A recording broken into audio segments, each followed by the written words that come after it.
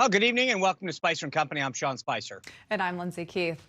All right, Sean, night 2 in the books for the Democratic National Convention. You know, we saw something interesting last night, a new way to do the roll call. I actually kind of liked it. I thought it was maybe something to actually take into future years. But we also saw a lot of prominent speakers as well. Yeah, credit where credit was due. I thought the real roll call was a good production. They did well on that aspect. But, you know, there was a lot of other things last night. We heard from President Bill Clinton, then the poster child of progressives, AOC, of course, and they rounded out the night with Joe Biden. Clearly, to me, obviously, Joe Biden was the winner of the night. She made the case. But again, Lindsay, I think we talked about this after day one.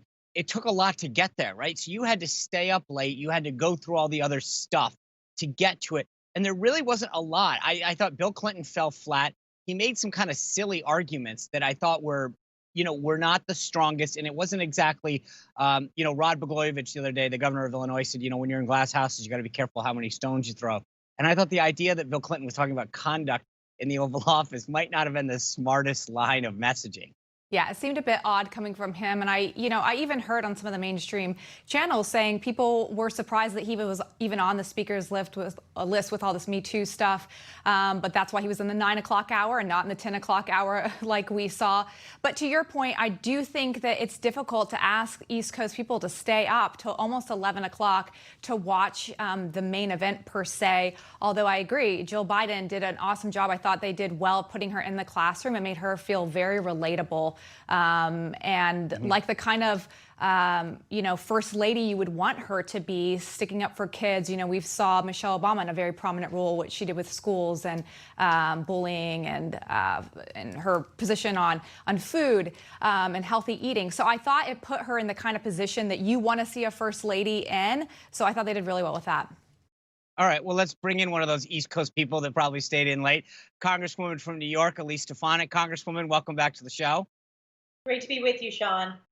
All right, I know you are a busy person these days. I assume you stayed up or at least watched the speech. What was your takeaway from the night overall? I think the ratings are very low when compared to previous conventions. And we saw that leaders like Alexandria Ocasio-Cortez have really controlled the party and are dragging it further to the left. I also think that Bill Clinton represents the politics of the past, the failures of the Democratic Party, and frankly, ties it to the failures of Joe Biden, who's been in office for 47 years. So I don't think it focused enough on the vision of the future. And I also don't think that there was enough focus on everyday stories from everyday Americans. The fact that you always have the Clintons every single election cycle, particularly after the historic loss of Hillary Clinton, I just think it's out of touch with what the country is looking for at this moment. I will say that while Dr. Jill Biden did a speech in the classroom, it's really important for voters and for Republicans in particular to remind voters that it was President Trump who has advocated for the safe reopening of schools to ensure that our students are able to continue learning. And as that's an important part of the economic recovery, remember, Democrats did not want to safely reopen schools and criticized the president for doing so. Yeah, I think you made two really, really interesting points there. One, this focus on people of the past. You had Chuck Hagel, Colin Powell, Bill Clinton, all these people from the yesteryears, if you will. And second, I think you're absolutely right. This point about the classrooms, it's been Donald Trump that's been talking about getting people back in school. And she tried to make the case about returning to the classroom, which her husband doesn't want. The other thing that I thought Jill Biden did was to make this case of unity. Let me play for you what she said about bringing the country back together via her husband, Joe Biden. The burdens we carry are heavy, and we need someone with strong shoulders. I know that if we entrust this nation to Joe, he will do for your family what he did for ours. Bring us together and make us whole. Congresswoman, the thing that I thought was interesting about that was this idea that unity trumps policy, right? So it's like we should all come together and sing Kumbaya, which is great. But at the end of the day, you know this, you fight for the people that you represent in New York, that policies make a difference in their lives. So do you think that that message resonated with folks?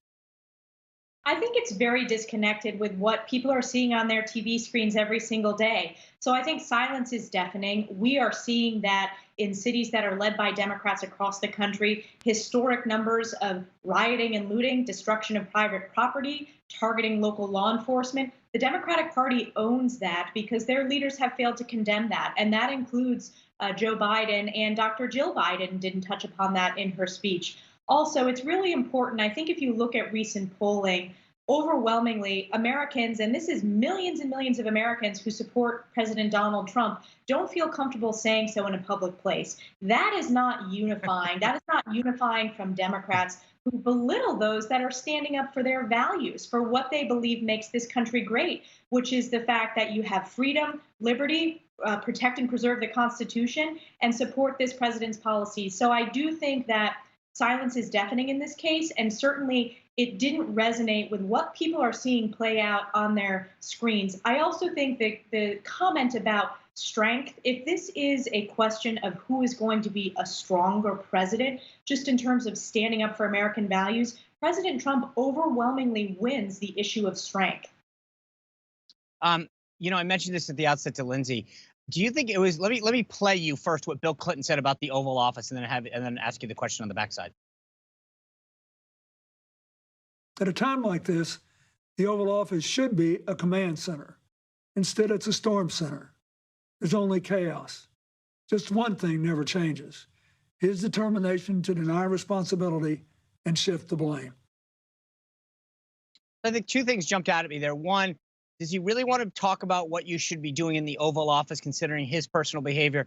And secondly, this is a president, when he was president, that was known for not taking responsibility. And frankly, his wife hasn't taken responsibility for her loss. I don't know that those were the right messages coming from the Clintons. Do you?